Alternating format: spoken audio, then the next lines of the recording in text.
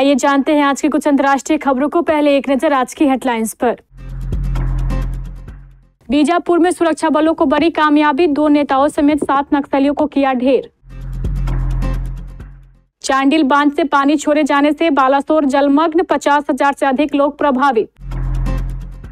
बिहार के बगहा में अंधविश्वास का तांडव, मृत बच्चे को जिंदा करने उतरी तांत्रिका। अमेरिका ने ईरान पर बोला हमला।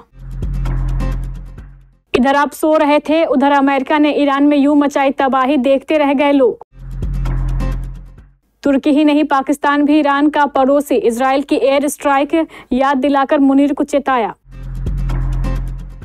ब्राजील में आग का गोला, आसमान में उड़ रहा हॉट एयर बैलून, हादसे में 8 लोगों की मौत, 13 घायल। सबसे ज्यादा धनुष को मिले पैसे, नागार्जुन और अस्मिका को छोड़ा पीछे। कोरियोग्राफर गीता कपूर ने छोड़ा बॉलीवुड, बताया क्या है इसकी वजह। और ये क्या हो गया, ओली पोप के शतक से कहीं बर्बाद न हो जाए टीम इंडिया।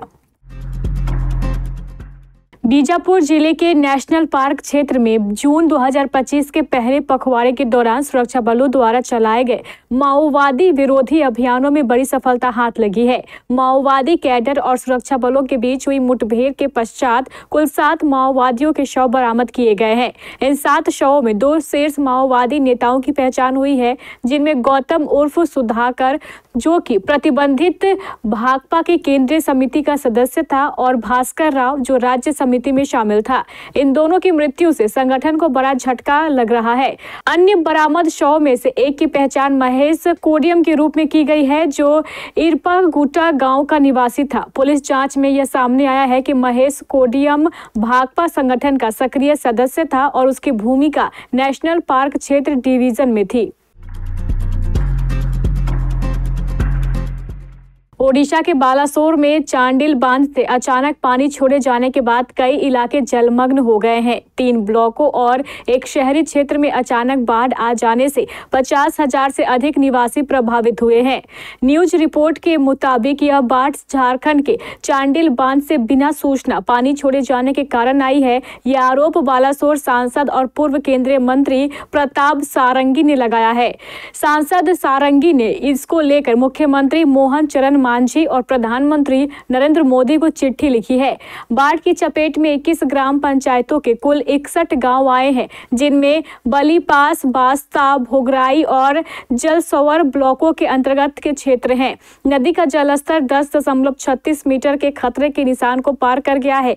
अधिकतर बारिश न होने के बावजूद अचानक पानी आने से ग्रामीणों में हड़कंप मच गया। बिहार के बगहा अनुमंडल के खैर पोखरा गांव से एक हैरान कर देने वाली घटना सामने आई है। शुक्रवार को गांव के 12 वर्षीय संदीप कुमार की खेलते समय चारपाई से गिरने से मौत हो गई। परिजन उसे लेकर अनुमंडल अस्पताल पहुंचे, जहां डॉक्टरों ने उसे मृत घोषित कर दिया।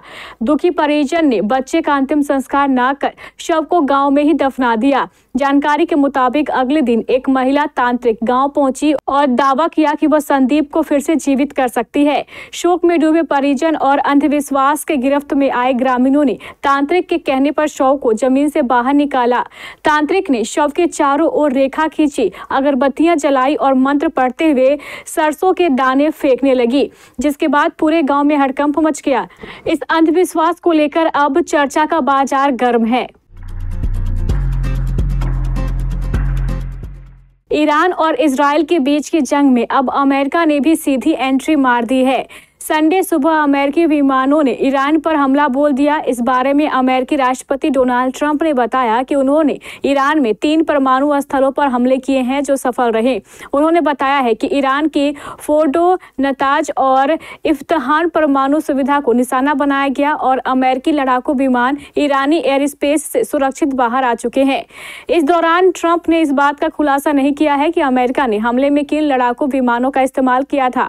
हालांकि न्यूयॉर्क टाइम्स और रॉयटर्स के मुताबिक अमेरिका ने इन हमलों में दुनिया के सबसे मजबूत लड़ाकू विमानों में शामिल B-2 स्टील्थ बॉम्बर्स का इस्तेमाल किया है। यह मिलिट्री विमान दुनिया का सबसे महंगा फाइटर प्लेन है। जब आप गहरी नींद में सो रहे थे, ठीक उसी वक्त अमेरिकी ब्रह्मास्त्रों ने ईरान की हवा में गूंज पैदा कर दी। अमेरिका ने ईरान के 3 परमाणु ठिकानों को निशाना बनाते हुए बड़ा हवाई हमला किया। अमेरिकी एयरफोर्स ने ईरान के 3 प्रमुख परमाणु ठिकानों को निशाना बनाया, जिसके बाद से दुनिया में चर्चा गर्म हो गई है। यहाँ 30,000 पाउंड वजनी बम ऐसी तबाही मचा सकती है जिसकी कल्पना भी नहीं की जा सकती। इन हमलों के बाद इजराइल ईरान जंग और बढ़ने की आशंका बढ़ गई है। इस हमले में खास तौर पर B-2 स्पिरिट स्थिल्थ बॉम्बर्स और F-22 रैपर जेट्स का इस्तेमाल किया गया है, जो रडार से छिपने की अपनी क्षमता के लिए प्रसिद्ध है। B-2 बॉम्बर्स का उपयोग खास तौर से ईरान के अंडरग्राउंड एटमी ठिकानों को तबाह करने के लिए किया गया। प्राप्त जानकारी के मुताबिक प्रत्येक B-2 विमान 2 बंकर बस्टर लेकर गया और ईरानी परमाणु ठिकानों को तबाह कर दिया। पाकिस्तान के विदेश मंत्री मोहम्मद इशाक डार और सेना प्रमुख असीम मुनीर ने तुर्की के राष्ट्रपति रेसेप तैयब एर्दोगन से मुलाकात की है।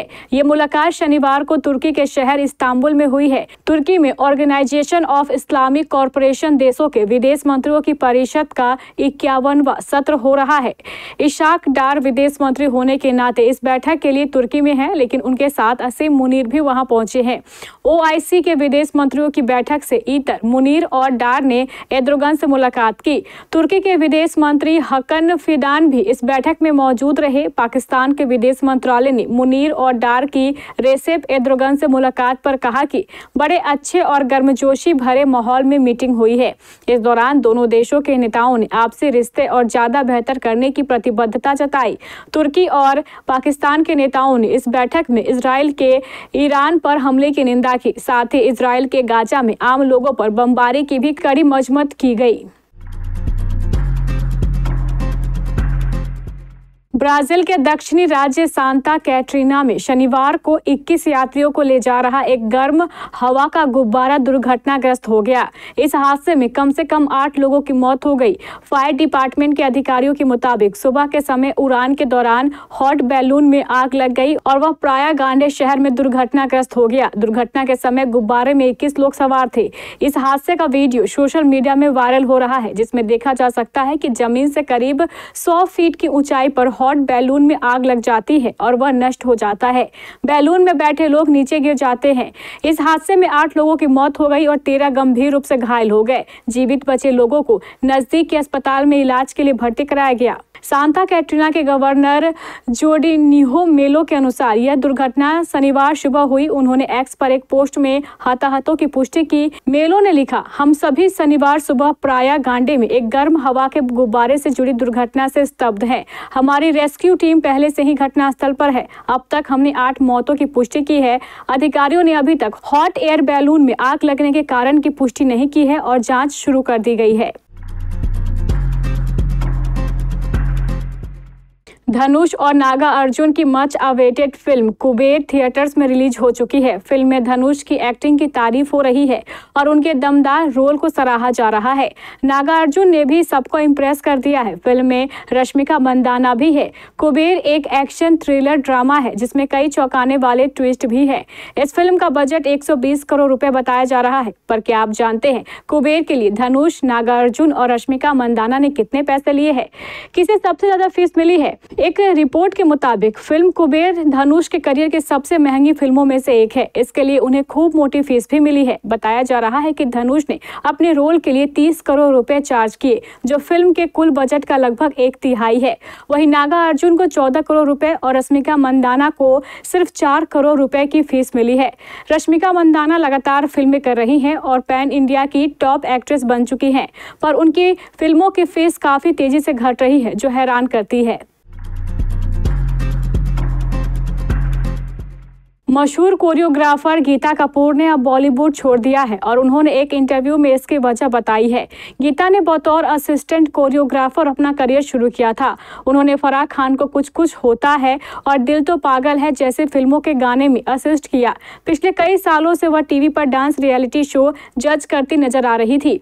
गीता कपूर ने बताया है कि अब उनका बॉलीवुड में वापसी करने का इरादा नहीं है। एक इंटरव्यू के दौरान जब गीता कपूर से पूछा गया कि आप बॉलीवुड में वापस कब आ रही रही हो तो गीता ने कहा, मुझे लगता है कि हर इंसान को एक कदम पीछे हट जाना चाहिए और नए टैलेंट को आगे बढ़ने का मौका देना चाहिए। गीता ने आगे कहा है कि अब दूसरों के आगे बढ़ने और चमकने का समय है। हमें जितना इस इंडस्ट्री से देना था और जितना काम, पैसा और शोहरत के मामले में जितना आशीर्वाद देना था, मुझे लगता है वो मुझे मिल गया है। लेकिन अगर ऐसा कुछ होगा जहां मेरा इंटरेस्ट एकदम पीक होगा और मुझे लगेगा कि यार ये तो मौका मुझे मिलना चाहिए, तो मैं जरूर वापस आऊंगी। हेडिंग्ले में भारत और इंग्लैंड के बीच खेले जा रहे पहले टेस्ट मैच में शनिवार को रोमांचक खेल देखने को मिला। पहले दिन भारत ने 471 रन बनाए। जवाब में इंग्लैंड ने दिन का खेल खत्म होने तक 3 विकेट पर 209 रन बना लिए। ओली पोप ने शानदार शतक लगाया, वह 100 रन बनाकर नाबाद रहे। जसप्रीत बुमराह ने इंग्लैंड के 3 विकेट लिए। भारत अभी भी इंग्लैंड से 262 रन आगे है। ऋषभ पंत ने भी भारत के लिए शानदार शतक बनाया, लेकिन भारत की टीम 500 रन से पहले ही ऑल आउट हो गई। इंग्लैंड की टीम को उम्मीद नहीं थी कि उन्हें लंच के बाद इतनी जल्दी बल्लेबाजी करनी पड़ेगी। ओली पोप ने मुश्किल परिस्थितियों में शानदार बल्लेबाजी की। उन्होंने जसप्रीत बुमराह की तेज गेंदबाजी का डटकर सामना किया। पोप को 34 रन पर एलबीडब्ल्यू होने से बाल बाल बचे। 60 रन पर उनका कैच भी छूटा। उन्होंने अपनी किस्मत का पूरा फायदा उठाया और अपना 9वां टेस्ट शतक पूरा किया। भारत के खिलाफ यह उनका दूसरा शतक है।